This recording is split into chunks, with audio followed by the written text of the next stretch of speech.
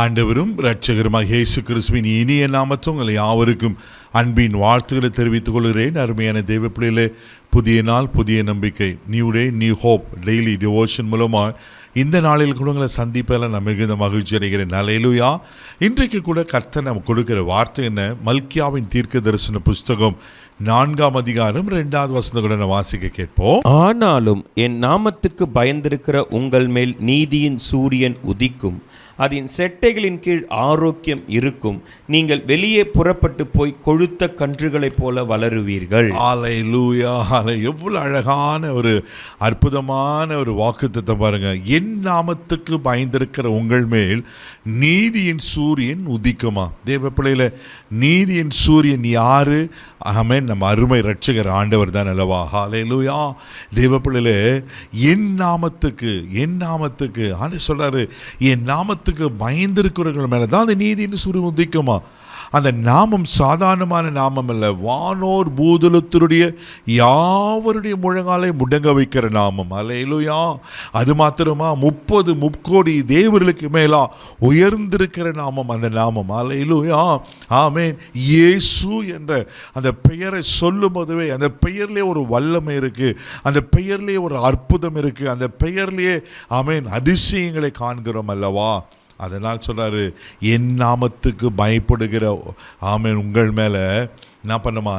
நீதியின் சூரியன் உதிக்கும். அல்லேலூயா. ஆமென். தேவ பிள்ளைகளே, ஆமென்.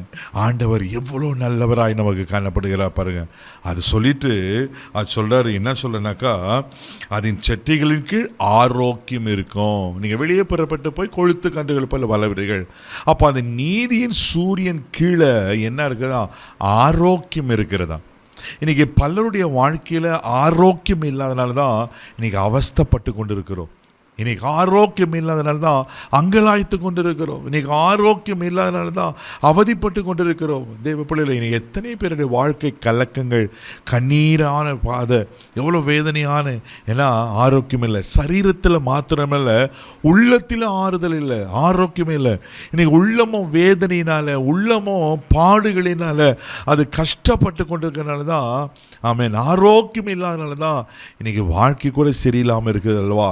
இன்றைக்கி ஆண்டே சொல்கிறாரு, ஒருவேளை உங்கள் மனசில், உங்கள் இருதயத்தில், தெய்வ பிள்ளையில், உங்கள் இருதயத்துக்குள்ளே ஆமீன் சரீரத்துக்குள்ளே ஆரோக்கியம் இல்லாமல் இருக்கீங்களா? பயப்படாதீங்க. இன்றைக்கி அவர் உங்களுக்கு ஆரோக்கியம் வர பண்ணுவார். அல்லேலூயா. அதனால தான் எரேமியா தீர்க்கதரிசி இப்படியா சொல்லுகிறார். எரேமியா தீர்க்கதரிசன புஸ்தகம் 8ஆம் அதிகாரம் 15வது வசனம் கூட நம்ம வாசிக்க கேட்போம். சமாதானத்துக்கு காத்திருந்தோம், பிரயோஜனம் இல்லை, ஆரோக்கிய காலத்துக்கு காத்திருந்தோம், இதோ ஆபத்து. ஆரோக்கியத்துக்கு காத்திருந்தோம், ஆனால் ஆபத்து தான் வந்துச்சு.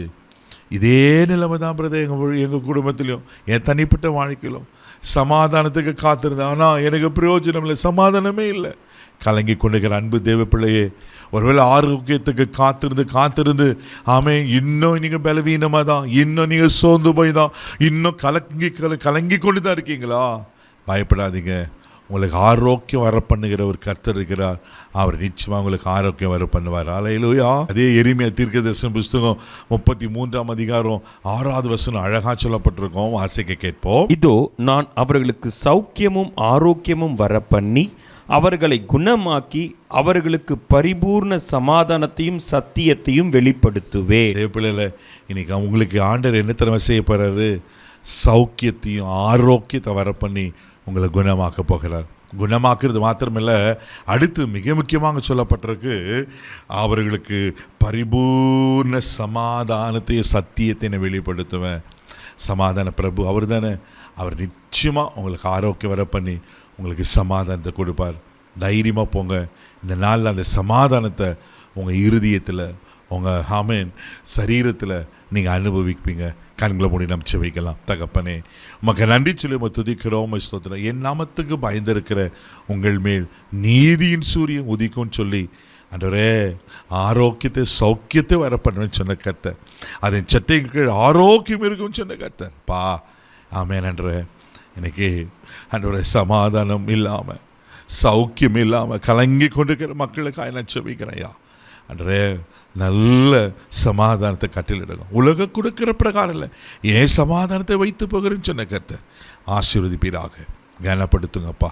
இப்பொழுது கூட என்ன வியாதியில் பலவீனத்தில் காணப்படுகிறோம், உங்கள் சுகமாக்கிற வல்லமை இறங்கட்டும், உங்கள் ஜீவன் உண்டாகட்டும். இந்த நாள் முழுவதும் கரமெடுத்து நடத்தி பாதுகாத்து எல்லா தீங்குக்கு உழைக்க காத்துக்கொள்ளும். இயேசுவின் மூலம் ஜெபம் பிதாவே, ஆமென். அவர்களுக்கு ஆரோக்கியத்தை வரப்பண்ணியிருக்கிற தைரியமாக போங்க. God plus.